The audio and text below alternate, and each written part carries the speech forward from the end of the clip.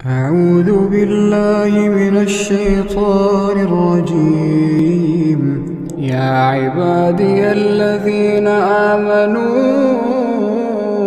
إن أرضي واسعة فإياي فاعبدون. كل نفس ذائقة الموت. كل نفس ذائقة الموت. ملت اسلامیہ کے نوجوانوں، معصوم بچوں اور پردہ نشین خواتین اسلام، خطبہ مسنونہ کے بعد سورۃ الحج کی آیتیں میں نے آپ لوگوں کے سامنے تلاوت کی ہے۔ ان آیتوں میں اللہ تبارک و تعالی نے اپنے خلیل حضرت ابراہیم علیہ السلام سے مخاطب ہو کر ارشاد فرمایا، اے ابراہیم، تم لوگوں میں اس بات کا اعلان کرا دو کہ اللہ تبارک و تعالی کے پاس وہ تمام کے تمام لوگ حاضر ہوں اور اللہ تبارک و تعالی کے دربار میں حاضر ہو کر مکہ کے پاس حج ادا کریں، اور جن لوگوں کے پاس اونٹ ہو اپنی دبلی پتلی اونٹوں کے ساتھ، تھکا ماندہ اونٹوں کے ساتھ اللہ تبارک و تعالیٰ کے دربار میں حاضر ہو، لیشہدوا منافع لہم، ان کا یہاں پر آنا، ان کا حج کے لیے آنا ان کی دنیاوی اور ان کی اخروی دونوں اعتبار سے نجات کا ذریعہ اور کامیابی کا ذریعہ ہے۔ وَيَذْكُرُوا اسْمَ اللَّهِ عَلَىٰ مَا رَزَقَهُم مِّن بَهِيمَةِ الْأَنْعَامِ۔ اس کے بعد اللہ تبارک و تعالیٰ نے کہا کہ اللہ تبارک و تعالیٰ نے انہیں جو کچھ دیا ہے، جو جانور ان کے پاس ہے، وہ یہاں پر آئے اور اللہ تبارک و تعالیٰ کے راستے میں اللہ تبارک و تعالیٰ کے نام پر جانوروں کو ذبح کریں۔ حضرات، اس آیت کے اندر اللہ تبارک و تعالیٰ نے کئی باتیں ارشاد فرمائی۔ اس آیت کے اندر اللہ رب العالمین نے فی ایام معلومات جو کہا ہے، اس کا مطلب مفسرین اکرام نے لکھا ہے کہ اس سے مراد ایام ذی الحجہ ہے۔ ذی الحجہ کے جو 10 دن ہے، اوائل کے جو 10 دن ہے، ان کی فضیلت اللہ تبارک و تعالیٰ نے اس آیت کریمہ میں بیان فرمائی ہے۔ عشر ذی الحجہ، اگر ہم عشروں کے اعتبار سے بات کریں تو پیارے نبی صلی اللہ علیہ وسلم نے فرمایا، ما من ایام عمل الصالح فيهن احب الى الله من هذا الايام العشر۔ آپ علیہ الصلوۃ والسلام نے فرمایا کہ عشروں کے اعتبار سے اگر بات کی جائے تو یہ جو 10 دن اللہ تبارک و تعالیٰ کے پاس جتنے فضیلت والے ہیں، اور ان 10 دنوں میں عبادت کی جانے والی جو عبادتیں ہیں، جو ان 10 دنوں میں نیکیاں کی جانے والی نیکیاں ہیں، یہ 10 دن کی عبادتیں کوئی اور عبادتوں میں فوقیت نہیں لے جا سکتی، فضیلت والی نہیں ہو سکتی۔ یہ 10 دن کی عبادت بہت زیادہ فضیلت والی، بہت زیادہ اہمیت والی ہے۔ اور اللہ تبارک و تعالیٰ نے دوسری آیتوں میں ارشاد فرمایا، وَلَيَالٍ عَشْرٍ، قسم ہے فجر کی اور 10 راتوں کی۔ مفسرین نے یہاں پر بھی وہی نقطہ بیان فرمایا کہ 10 راتوں سے مراد یہی ذی الحجہ کی 10 راتیں ہیں۔ اللہ تبارک و تعالیٰ نے ان 10 راتوں کی بہت زیادہ فضیلت بیان کی ہے۔ اس کی کیوں فضیلت بیان کی گئی؟ اس کی 2 وجوہات بیان فرماتے ہیں۔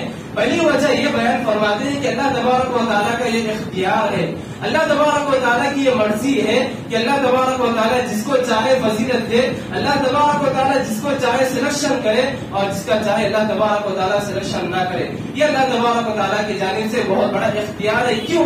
اس لیے کہ وہی مالک، وہی خالق اور وہی مدبر ہے، اور ہر چیز کا پالنہار وہی، ہر چیز کا پلاننگ کرنے والا وہی ہے۔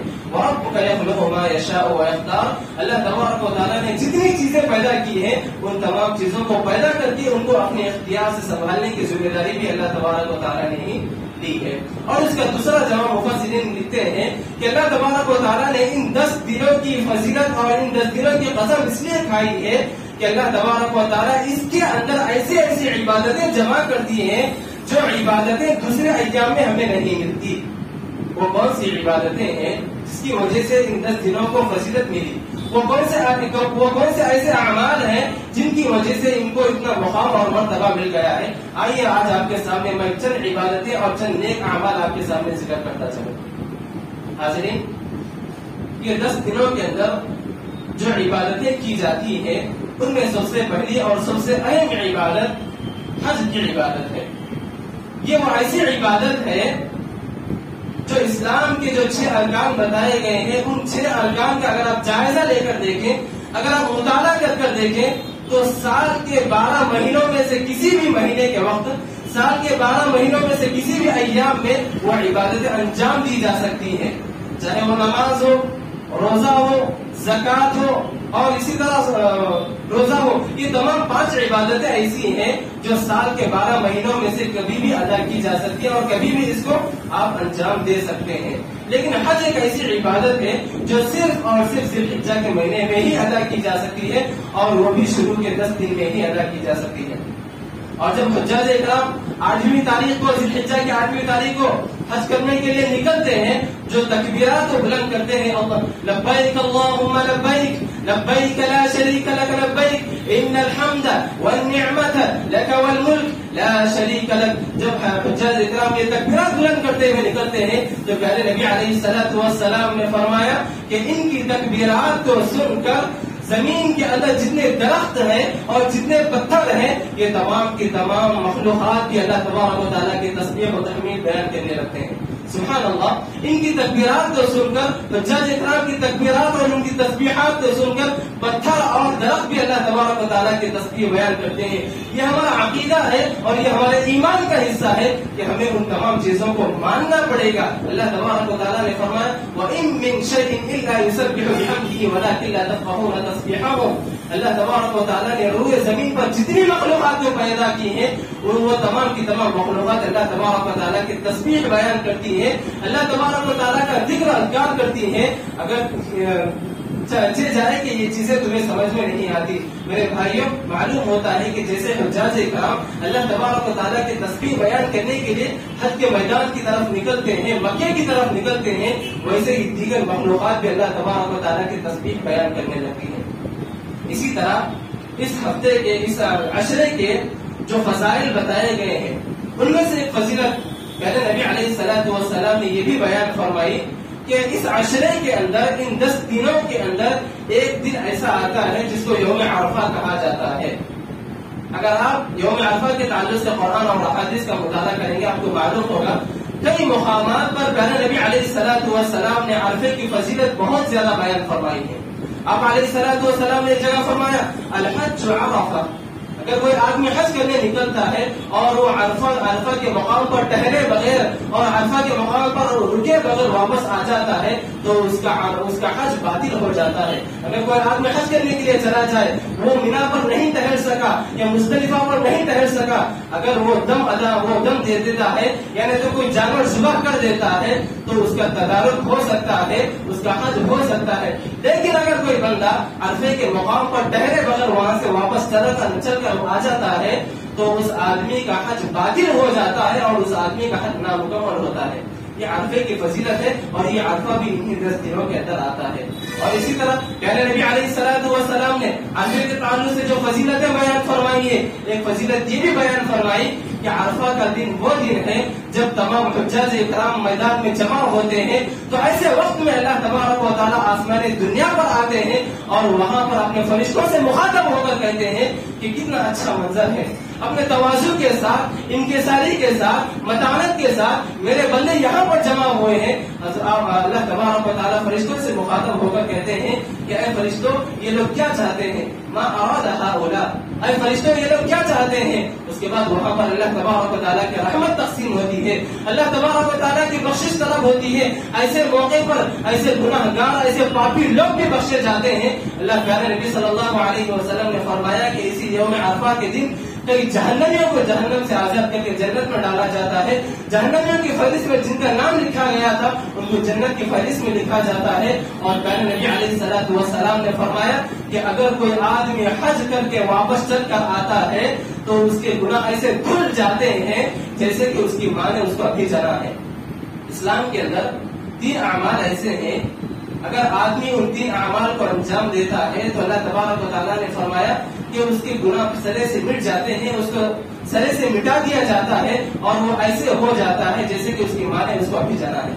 پہلی عبادت حج ہے، جیسا کہ میں نے آپ کے سامنے بھی کہا، اور دوسری عبادت اللہ تبارک و تعالیٰ کی عبادت کے لیے کافروں کے ملک کو چھوڑ کر یا ایسی جگہ سے چھوڑ کر دوسری طرف چلے آنا جہاں پر سکون سے عبادت کی جا سکتی ہے، جہاں پہ مسلمانوں کو سکون سے رہنے کے لیے جگہ دی جا سکتی ہے، ایک جگہ سے ہجرت کر کے دوسری جگہ پر چل کر آنا، یہ دوسرا کام ہے۔ اور تیسرا کام کسی کافر کا مسلمان بننا۔ یہ 3 اعمال ایسے اور یہ 3 کام ایسے ہیں، اگر کوئی بندہ ان کو انجام دیتا ہے تو اس کے گناہ سرے سے دھل جاتے ہیں، وہ ایسے ہو جاتا ہے جیسے کہ ان کی ماں نے اس کو بھیجانا ہے۔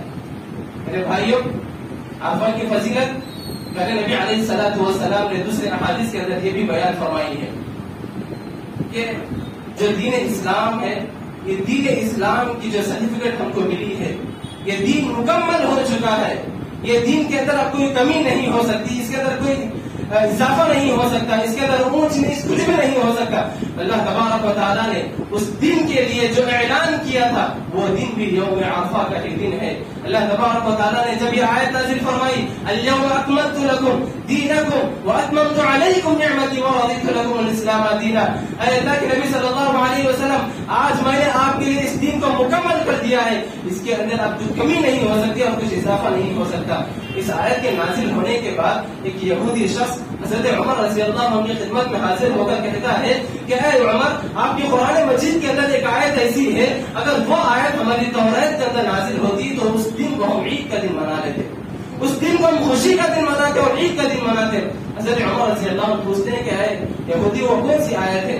تو اس کے بعد وہ یہودی شخص کہتا ہے تو اليوم اکملت لکم دینکم، اس آیت کی تلاوت کرتا ہے۔ اس کے بعد حضرت عمر رضی اللہ عنہ کہتا ہے، حضرت عمر رضی اللہ عنہ کہتے ہیں کہ یہ وہ آیت ہے جو اللہ تبارک و تعالیٰ نے ہمارے دین کے مکمل ہونے کی سرٹیفکیٹ ہم کو دی ہے، ہمارے دین کے تکمیل کے لیے اللہ تبارک و تعالیٰ نے ہم کو یہ دی ہے۔ اور اسی طرح میرے بھائیوں، یہ یوم عرفہ، یہ عرفہ کا دن اللہ تبارک و تعالیٰ نے اس کی فضیلت بہت جگہ بیان فرمائی ہے۔ اور یوم ذی الحجہ، عشر ذی الحجہ، یہ ایسے 10 دن ہیں جن کے اندر جہاں یوم عرفہ آتا ہے وہیں پر ایک اور دن آتا ہے جس کو یوم النحر کہا گیا ہے۔ یوم النحر یعنی 10 ذی الحجہ کو یوم النحر منایا جاتا ہے۔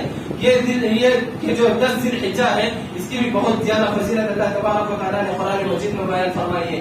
آپ علیہ الصلوۃ والسلام نے فرمایا اعظم عند اللہ یوم الایام یوم النحر، آپ علیہ الصلوۃ والسلام نے فرمایا کہ دنوں کے اعتبار سے سب سے بہترین دن، دنوں کے اعتبار سے سب سے افضل دن اللہ تبارک و تعالیٰ نے کسی دن کو ٹھہرایا ہے تو وہ یوم النحر ہے۔ 10 ذی الحجہ کو اللہ تبارک و تعالیٰ نے تمام ایام میں اور تمام دنوں میں سب سے افضل مقام دیا ہے۔ اگر آپ مہینوں کے اعتبار سے بات کریں تو رمضان کا مہینہ سب سے افضل مہینہ ہے۔ اگر آپ عشروں کے اعتبار سے بات کریں تو عشر ذی الحجہ سب سے فضیلت والے اور سب سے افضل ایام ہے۔ اور اسی طرح اگر آپ دنوں کی بات کرتے ہیں تو یوم النحر سب سے افضل دن اور سب سے مقام اور مرتبے والا دن ہے۔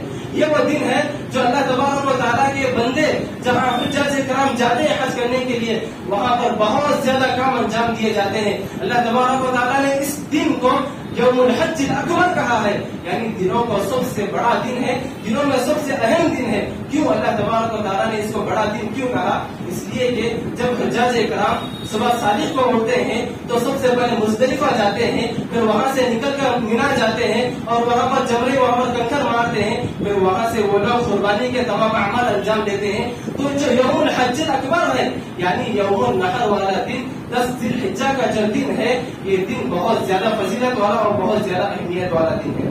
اور اسی طرح میرے بھائیوں، اس ذی الحجہ کے اندر جو عشر ذی الحجہ ہے، اس کے اندر پہلے نبی صلی اللہ علیہ وسلم نے اس کی فضیلت کو بیان کرنے کے لیے، اس کے مقام و مرتبے کو بیان کرنے کے لیے پہلے نبی علیہ الصلوۃ والسلام نے یہ بھی ایک اس کے اندر فضیلت رکھی ہے کہ ایک دن اس کے اندر وہ بھی آتا ہے جس دن اللہ تبارک و تعالیٰ کے راستے میں لوگ جانور ذبح کرتے ہیں، چاہے وہ حجاج کرام ہو یا غیر حجاج کرام ہو۔ جو ہر انسان جس کے پاس اللہ تبارک و تعالیٰ نے مال و دولت سے نوازا ہے، وہ تمام کے تمام لوگ اللہ تبارک و تعالیٰ کے راستوں میں جانور ذبح کرتے ہیں، اللہ تبارک و تعالیٰ کی خاطر جانوروں کو ذبح کرتے ہیں۔ اور اگر یہی اعمال ہم دوسرے ایام میں انجام دیتے ہیں وہ آپ کی نارمل عبادات ہے، وہ آپ کے نارملی عبادات ہے. لیکن اگر کوئی بندہ عشرے ذی الحجہ کے اندر 10 ذی الحجہ سے لے کر 13 ذی الحجہ تک اگر کوئی آدمی جانور ذبح کرتا ہے تو اس کا مقام اور اس کا مرتبہ بہت زیادہ بلند ہو جاتا ہے. اور یہ وہ قربانی ہے جن کو اللہ تبارک و تعالیٰ نے ایسی جگہوں پر قرآن مجید میں بیان فرمائی ہے جہاں نماز کا ذکر ہوا وہیں فوراً بعد اللہ تبارک و تعالیٰ نے قربانی کا ذکر کیا ہے. اللہ تبارک و تعالیٰ نے سورۃ الکوثر میں فرمایا اِنَّا أَعْطَيْنَاكَ الْكَوْثَرَ فَصَلِّ لِرَبِّكَ وَانْحَرْ. اے نبی علیہ الصلوۃ والسلام آپ اپنے رب کے لیے نماز پڑھیے اور اللہ تبارک و تعالیٰ کے لیے قربانی پیش کریے. اور اسی طرح دوسری جگہ میں اللہ تبارک و تعالیٰ نے فرمایا قُلْ إِنَّ صَلَاتِي وَنُسُكِي وَمَحْيَايَ وَمَمَاتِي لِلَّهِ رَبِّ الْعَالَمِينَ. اے نبی علیہ الصلوۃ والسلام آپ کہہ دیجئے میری نماز اور میری قربانی، میرا مرنا اور میرا جینا یہ تمام کی تمام اعمال اللہ تبارک و تعالیٰ کے لیے ہی ہے. یعنی بتانا مقصد یہ ہے کہ یہ تمام اعمال اس وقت انجام دیے جاتے ہیں جب ہم ذی الحجہ کے مہینے میں ہوں. ذی الحجہ کے مہینے میں ہی یہ تمام اعمال انجام دیے جاتے ہیں. میرے بھائیوں، اشرے ذی الحجہ یہ ایسا مبارک دن ہے اور ایسا عظمت والا دن ہے جن کے تعلق سے پیارے نبی علیہ الصلوۃ والسلام نے اس کی فضیلت بیان کرتے ہوئے یہ بھی بیان فرمایا تھا کہ جو عہد الست لیا گیا تھا، جو مسلمانوں سے اور تمام آدم علیہ السلام کی نسل سے، آدم علیہ السلام سے لے کر قیامت تک آنے والی جتنی بھی نسل ہے، ان تمام نسل کو اللہ تبارک و تعالیٰ نے ان کی ذریے سے نکالنے کے بعد، ان کی نسل سے نکالنے کے بعد اللہ تبارک و تعالیٰ نے تمام لوگوں کو جمع کیا تھا اور تمام مخلوقات کو جمع کر کے اللہ تبارک و تعالیٰ نے ان سے یہ عہد لیا تھا، ان سے یہ وعدہ لیا تھا الست بربکم. اگر آپ سورۃ الاعراف کا مطالعہ کریں گے تو معلوم ہوگا اللہ تبارک و تعالیٰ نے یہ ان سے عہد لیا تھا جس کو عہد الست کہا جاتا ہے. اللہ تبارک و تعالیٰ نے کہا تھا الست بربکم، کیا میں تمہارا پروردگار نہیں ہوں، کیا میں تمہارا خالق نہیں ہوں. اس وقت تمام لوگوں نے ایک ساتھ جواب دیا تھا اور بلا شہیدنا، کیوں نہیں اللہ تبارک و تعالیٰ آپ ہی ہمارے خالق ہیں، آپ ہی ہمارے مالک ہیں. تمام لوگوں نے ایک آواز میں جواب دیا تھا. کیوں اللہ تبارک و تعالیٰ نے ان سے یہ سوال کیوں کیا تھا؟ بلا شہیدنا ان تقولوا یوم القیامت انا کنا عن هذا غافلین. کل قیامت کے دن آ کر یہ نہ کہیں کہ ہم غافل تھے، ہم کو نہیں معلوم تھا کہ اللہ تبارک و تعالیٰ نے ہم سے یہ عہد لیا تھا، اللہ تبارک و تعالیٰ نے ہم سے یہ معاہدہ کیا تھا، ہم غافل تھے، ہم مشغول تھے. اللہ تبارک و تعالیٰ کے سامنے یہ کوئی شکایت نہ کرے، اس لیے اللہ تبارک و تعالیٰ نے عہد الست لیا تھا. مفسرین لکھتے ہیں کہ یہ جو عہد الست لیا گیا تھا، یہ جو وعدہ لیا گیا تھا، یہ وعدہ بھی یوم عرفہ کو ہی لیا گیا تھا. سبحان اللہ، اتنے عظمت والے دن ہمارے قریب ہوتے ہوئے آ رہے ہیں، اتنے بابرکت والے ایام ہم سے قریب ہوتے ہوئے آ رہے ہیں. ہمارے لیے ضروری ہے کہ ہم ان ایام کا استقبال کریں، ہم ان ایام کو ایسے استقبال کریں جیسے کہ ہم رمضان کا استقبال کرتے ہیں، اور ہم ان ایام میں ایسی عبادتیں کریں جیسے ہم رمضان کے اندر عبادتیں کرتے ہیں. جیسے یہ ایام شروع ہوتے ہیں، عشرے ذی الحجہ کا چاند نظر آتا ہے تو صحابہ کرام کا یہ معمول ہوتا تھا کہ صحابہ کرام رضی اللہ عنہم اجمعین مارکیٹ کی طرف نکل جاتے تھے، بازار کی طرف نکل جاتے تھے اور وہاں جا کر تکبیرات بلند کرتے تھے. اللہ اکبر، اللہ اکبر، لا الہ الا اللہ، اللہ اکبر، اللہ اکبر وللہ الحمد. اس طرح کے تکبیرات، ذکر و اذکار بلند کرتے ہوئے پھرتے تھے. وہ کہتے تھے کہ ہم بھی اس پر عبادت کریں اور جو لوگ ہماری یہ آواز سن رہے ہیں، تاجر ہو یا لین دین والے، خرید و فروخت کے جو مارکیٹ کے جو حضرات ہیں، وہ تمام کے تمام بھی ذکر و اذکار میں مشغول رہیں. حضرت ابن عمر رضی اللہ عنہ ایسے مارکیٹ کی طرف نکل جاتے تھے اور اپنے ساتھیوں کو لے کر نکل جاتے تھے اور ذکر و اذکار کرتے ہوئے، آواز بلند کرتے ہوئے، اللہ تبارک و تعالیٰ کے تسبیحات بلند کرتے ہوئے رہتے تھے. اور تمام کا تمام پورا کا پورا بازار اور پوری مارکیٹ تسبیحات سے، ذکر و اذکار سے گونج اٹھتی تھی. سبحان اللہ، وہ ایسے ایام تھے جب استقبال کیا جاتا تھا، ان ایام کا استقبال کیا جاتا تھا. یہ ایام آنے سے پہلے ان کا انتظار کیا جاتا تھا. لیکن اگر آج ہم اپنی زندگیوں کا جائزہ لے کر دیکھتے ہیں تو کئی مسلمان حضرات ایسے ہیں، کئی مسلمان بھائی ایسے ہیں جو یہ ایام شروع میں ہوتے ہیں اور عید سے ایک دن پہلے، 2 دن پہلے ان کو خبر ملتی ہے کہ کل یا پرسوں عید کا دن ہے، عید الاضحیٰ آنے والی ہے. یہ فضیلت والے ایام گزر جانے کے بعد ان کو خبر ملتی ہے. میرے بھائیوں، اپنے دل کا محاسبہ کریں، اپنے نفس کا محاسبہ کریں کہ ہم اپنے ایمان کے اندر کتنے کمزور ہوتے جا رہے ہیں، ہمارا تقویٰ کتنا کمزور ہوتا جا رہا ہے. اللہ تبارک و تعالیٰ نے فرمایا تم متقی اس وقت ہو سکتے جب تم جب تم دین اسلام کی جو شریعت اسلام کے جو اللہ تبارک و تعالیٰ نے شعائر رکھے ہیں ان شعائر کا اگر تم تعظیم کرو گے ان کا ادب و احترام کرو گے اس وقت ہی تم متقی اور پرہیزگار بن سکتے ہیں. اللہ تبارک و تعالیٰ نے فرمایا وَمَن يُعَظِّمْ شَعَائِرَ اللَّهِ فَإِنَّهَا مِن تَقْوَى الْقُلُوبِ جو اللہ تبارک و تعالیٰ کے اور دین اسلام کے شعائر کی تعظیم کرتا ہے یہی لوگ متقی ہیں اور یہی لوگ پرہیزگار ہیں. میرے بھائیوں ہم اپنے نفسوں کا جائزہ لیں, ہم اپنے دل کے اندر ٹٹول کر دیکھیں کہ ہمارا ایمان کتنا کمزور ہوتا جا رہا ہے. ہم دنیا کاموں میں اور دنیا کمانے کے لیے ہم کتنا آگے نکلتے جا رہے ہیں اور ہمارے سامنے یہ فضیلت والے ایام آ رہے ہیں اور گزر کر چلے بھی جا رہے ہیں,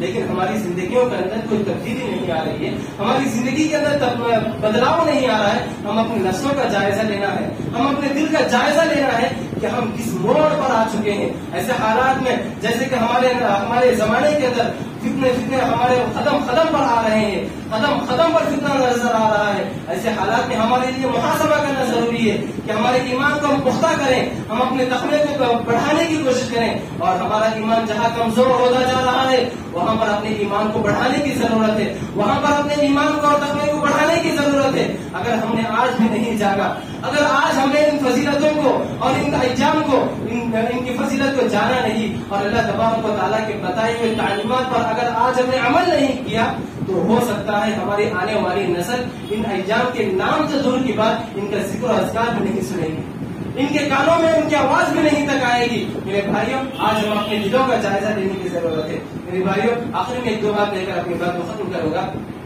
یہ جو عشر ذی الحجہ ہے, اس عشر ذی الحجہ کے تعلق سے پہلے نبی علیہ الصلوۃ والسلام نے فرمایا کہ جہاں تک ہو سکے اگر کسی مومن کے اندر استطاعت ہو تو وہ تمام کے تمام 9 دنوں کے روزہ رکھنے کی کوشش کرے. اگر وہ 9 دن کے روزے نہیں رکھ سکتے ہیں تو کم از کم یوم عرفہ جو 9 ذی الحجہ ہے اس دن کا روزہ رکھنے کی کوشش کرے. پہلے نبی علیہ الصلوۃ والسلام نے اس دن کی فضیلت کو بیان فرماتے ہوئے فرمایا کہ اگر کوئی آدمی اس دن کے روزے رکھ لیتا ہے, اس دن کا ایک روزہ رکھ لیتا ہے تو گویا اس کے 2 سال گناہ معاف ہو چکے ہیں. یکفر السنتین, اگر کوئی آدمی یوم عرفہ کا روزہ رکھ لیتا ہے تو 2 سال کے جو پچھلا سال ہے اور آنے والا جو سال ہوتا ہے یہ 2 سال کے گناہ معاف ہو جاتے ہیں, یہ صغیرہ گناہ معاف ہو جاتے ہیں. اور اسی طرح اگر کوئی بھائی قربانی دینا چاہتے ہیں, قربانی دینے کا ارادہ رکھتے ہیں, ان بھائیوں سے پہلے نبی علیہ الصلوۃ والسلام کی یہ تعلیم دی گئی ہے ان کو کہ آپ علیہ الصلوۃ والسلام نے فرمایا کہ اگر کوئی قربانی دینا چاہتے ہیں تو عشر ذی الحجہ کا چاند دیکھنے سے پہلے ہی اپنے ناخن صاف کر لیں اور اپنے بال صاف کر لیں, کٹنگ وغیرہ جو بھی کروانا ہے صاف کر لیں. جیسے عشر ذی الحجہ شروع ہو جاتا ہے جو قربانی دینا چاہتے ہیں وہ ان ایام کے اندر 10 دنوں کے اندر اپنے ناخن اور بال نہیں کٹوا سکتے. اور اسی طرح میرے بھائیوں ملک کے جو حالات ہیں ان حالات کے تناظر میں ایک بات آپ کے سامنے یہ کرنا چاہتا ہوں کہ جیسے کچھ حالات ہمارے سامنے آ رہے ہیں ہم قربانی دینے کے لیے آگے بڑھتے ہیں, ہمارے پاس جذبہ ہوتا ہے, ہمارے پاس مال دولت ہوتی ہے, ہم قربانی دینے کے لیے آگے بڑھتے ہیں. اللہ تبارک و تعالیٰ ہماری عبادتوں کو اور ہماری قربانیوں کو قبول فرمائے. لیکن ایک بات یاد رکھیں, آج کے اس ملک میں ہمارے خلاف دشمنان اسلام قدم پر جال بچھا کر رکھے ہوئے ہیں. فرقہ پرست لوگ جال بچھا کر بھی ہمارا انتظار کر رہے ہیں. ہماری کوئی شکایت آئے اور اس کو لے کر اس کو پھیلاتے ہیں اور اس کو مشہور کرتے ہیں. اس سے مسلمانوں کی بدنامی, اسلام کی بدنامی, اسلامی تعلیمات کی بدنامی اور اسی طرح پیغمبر اسلام کی بدنامی ہو رہی ہے. پیغمبر اسلام کے گستاخیانہ الفاظ ان کے تعلق سے کہی جا رہے ہیں. بتانا مقصد یہ ہے کہ جو جانور ہم ذبح کرتے ہیں, ہم گائے لیتے ہیں یا جو بھی جانور ہم قربانی کرنے کے لیے لیتے ہیں اس وقت اس بات کا خیال رکھیں کہ اس کو زیادہ مشہور ہونے نہ دیں, تشہیر نہ کریں, اس کو زیادہ لوگوں میں عام نہ کریں. جتنا ہو سکے ان حالات کو سامنے رکھتے ہوئے تدابیر کے ساتھ تدابیر کو اختیار کرتے ہوئے پہلے نبی صلی اللہ علیہ وسلم نے جو تعلیمات دی ہے ان تعلیمات پر عمل کرتے ہوئے تدابیر کو سامنے رکھیے اور ان تمام چیزوں کو سامنے رکھتے ہوئے ہم قربانی پر عمل کریں. کیوں؟ اگر ہم کوئی بھی کام ایسا کر بیٹھیں گے, اگر کوئی عمل ایسا کر بیٹھیں گے جس کی وجہ سے اگر دشمن کو کوئی بولنے کا موقع مل گیا تو جس کی وجہ سے اسلام کی بدنامی ہوگی, آپ لوگوں کی مسلمانوں کی بدنامی ہوگی. قرآن اور حدیث کی توہین کی جا سکتی ہے. اور اسی طرح یہ بات کہنا چاہتا ہوں کہ جو ایام آ رہے ہیں عشر ذی الحجہ کے اندر جو جانور ذبح کرتے ہیں ہم ان جانوروں کے پاکی صفائی کا خیال رکھیں, صاف ستھرائی کا خیال رکھیں. کیوں؟ جیسے عشر ذی الحجہ شروع ہوتا ہے سڑکوں پر, گلیوں پر, بازاروں میں اور اسی طرح گھروں کے سامنے بہت ساری جگہوں پر ہم کو دیکھنے ملتا ہے کہ گندگی پڑی ہوئی رہتی ہے, جس کی وجہ سے وہ لوگ آتے ہیں اور پورا نکال کر ویڈیو والا نکال کر لوگوں کے سامنے مشہور کرتے ہیں کہ قربانی کے نام پر لوگوں کو تکلیف دے رہے ہیں. میرے بھائیوں, مسلمان وہ ہوتا ہے جو اپنی اعضاء سے, اپنے نفس سے اور اپنے اعمال سے اور اپنے کاموں سے کسی دوسروں کو تکلیف نہیں دیتا ہے. ایک مسلمان اور ایک نجاست دو چیزیں اس جمع نہیں ہو سکتی. ایک مومن اور نجاست گندگی دو چیزیں جمع نہیں ہو سکتی. ہم اس پیغمبر کے ماننے والے ہیں, ہم اس مذہب کے ماننے والے ہیں جس مذہب نے ہم کو تعلیم دی تھی الطہور شطر الایمان, پاک صفائی کے ساتھ رہنا تمہارے لیے آدھا ایمان ہے. ہم اس مذہب کے ماننے والے ہیں. ہم نجاست کو ساتھ رکھتے ہوئے ہم مومن نہیں ہو سکتے, ہم مسلمان رہتے ہوئے ہم نجاست کو ساتھ میں نہیں رکھ سکتے. اس لیے میرے بھائیوں, پاکی صفائی کا خیال رکھیں اور اسی طرح فرقہ پرست لوگوں کو کسی بھی موقع, کسی بھی شکایت کا موقع نہ دیں. ہم اپنی عبادت کر رہے ہیں, ہم اپنی عبادتوں کو اللہ تبارک و تعالیٰ کی رضامندی کے لیے کریں, کسی کو دکھلانے کے لیے نہ کریں, ریاکاری کے لیے نہ کریں. اور جو ایام ہم سے قریب ہوتے ہوئے آ رہے ہیں, عشر ذی الحجہ ہم سے قریب ہوتے ہوئے آ رہے ہیں, جہاں تک ہو سکے ان ایام کے اندر کثرت سے اللہ تبارک و تعالیٰ کا ذکر و اذکار کریں, کثرت سے اللہ تبارک و تعالیٰ کے لیے نوافل کا اہتمام کریں اور قرآن مجید کے تلاوت کا اہتمام کریں. اسلاف کی زندگی ہم کو یہ بتاتی ہے کہ صرف ان 10 دنوں کے اندر بعض اسلاف اکرام کے قرآن مجید مکمل کرتے تھے, بعض قرآن مجید کو پڑھتے ہی رہتے تھے اور بعض کی زندگیاں خالی ان 10 دنوں کے اندر کثرت سے جتنا ہو سکے قرآن مجید کی تلاوت کرنے میں گزری ہے. میرے بھائیوں, یہ جو 10 دن آ رہے ہیں اس کی تیاری ابھی سے کریں. اپنے معاملات کو چینج کرتے ہوئے ایسی ٹائم ٹیبل بنائیں کہ ان 10 دنوں کو ایسے گزارے جیسے کہ ہم رمضان میں یا رمضان کا آخری مہینہ جیسے ہم عبادتوں میں گزارنے کی کوشش کرتے ہیں, ایسے گزارنے کی کوشش کریں اور اپنے بھائیوں کو ساتھ میں لے کر آئیں تاکہ وہ لوگ بھی آپ کے ساتھ ساتھ ایمان میں اور تقوی میں آگے بڑھے اور اللہ تبارک و تعالیٰ کے پاس کامیاب اور دنیا میں بھی کامیاب ہو جائے. میرے بھائیوں کی باتوں پر اپنی بات کو ختم کرتے ہوئے اللہ تبارک و تعالیٰ سے دعا کرتا ہوں کہ اللہ تبارک و تعالیٰ کہی ہوئی باتوں پر تمام لوگوں کو عمل کرنے کی توفیق عطا فرمائے.